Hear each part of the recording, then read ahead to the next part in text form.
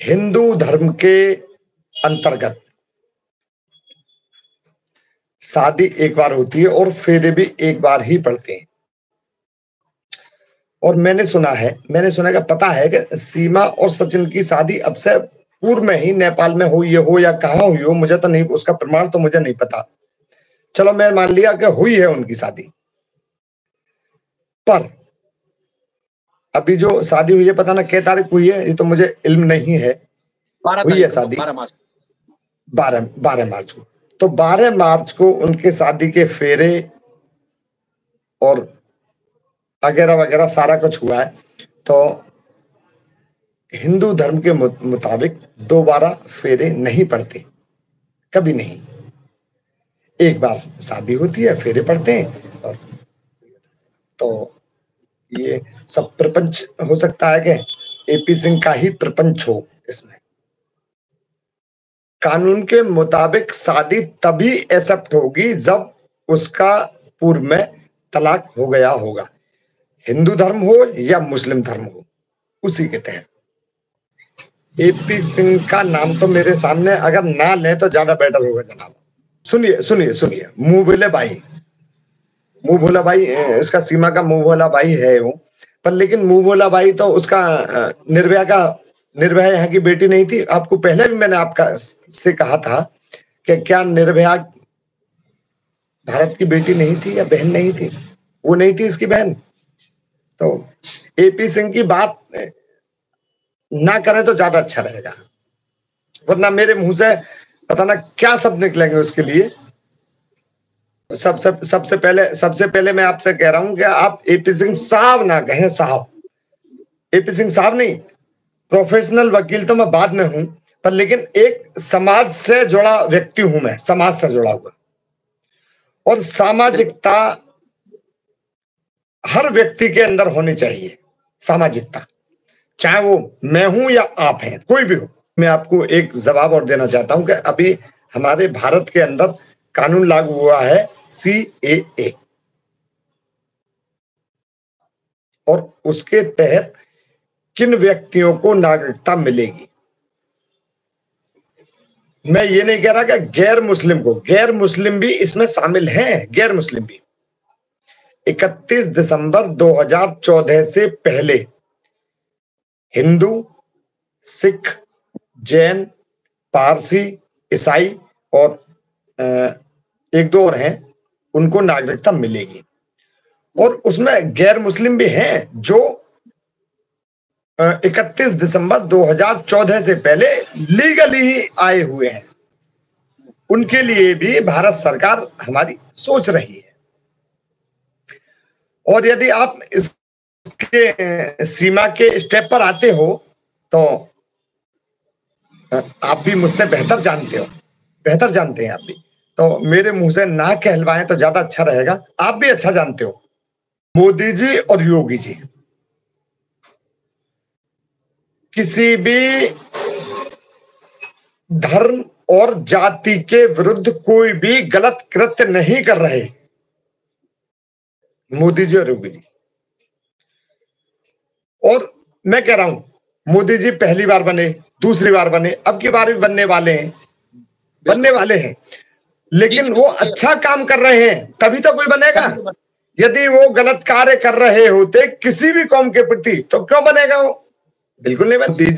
मोदी जी और योगी जी इतने पागल नहीं है कि जितना एपी सिंह पागल है, ऐसा मत समझिए आप।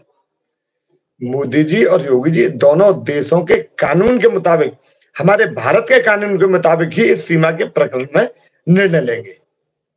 मैं मोहब्बत को बिल्कुल नहीं मानता, मोहब्बत को बिल्कुल नहीं मानता, मोहब्बत को मैं अपने माँ बाप से ऊपर बिल्कुल नहीं मानता। एक बात बताइए, एक माँ बाप अपने बच्चे को पालते हैं, उसको बालिग होने तक मान लो, या 10, 15, 20 साल तक मान लो, उसको पालते हैं। और वही बच्चा माँ बाप के खिलाफ जाकर किसी व्यक्ति से भी यदि प्यार में उसके साथ घर बसा लेते हैं तो माँ बाप की क्या वैल्यू रह जाती है जनाब, क्या इज्जत है उसकी? तो मैं इस मोहब्बत के फेवर में तो जनाब मैं बिल्कुल भी नहीं। मोमिन जी चलेंगे तो कानून के तहत चलेंगे, मोमिन जी कानून के तहत ही चलेंगे जनाब। तो हो सकता है कि रिलीफ उनको कानून के तहत ना मिल रहा हो, पर लेकिन वो प्रयास एकदम कानून के तहत कर रहे हो।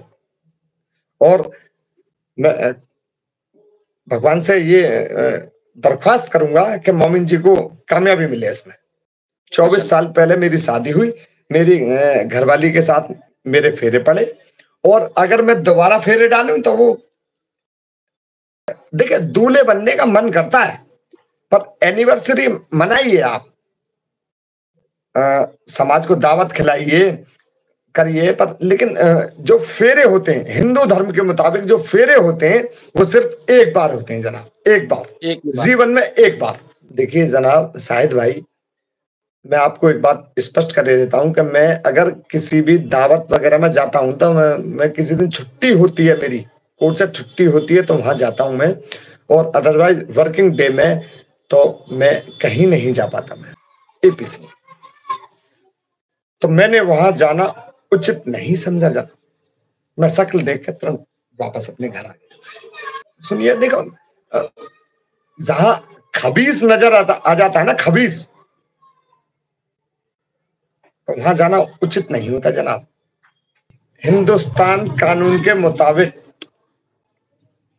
एपी सिंह इनको कोई रिजल्ट नहीं दे सकता, मैं आपको लिख के दे रहा हूं। मैं एपी सिंह इनको कोई पॉजिटिव रिजल्ट नहीं देगा।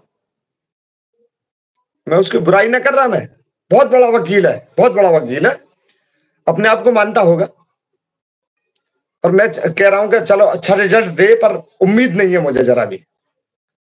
तो ये तो अपनी पब्लिसिटी के लिए हर कोई व्यक्ति करता है, लेकिन मैं नहीं करता जनाब।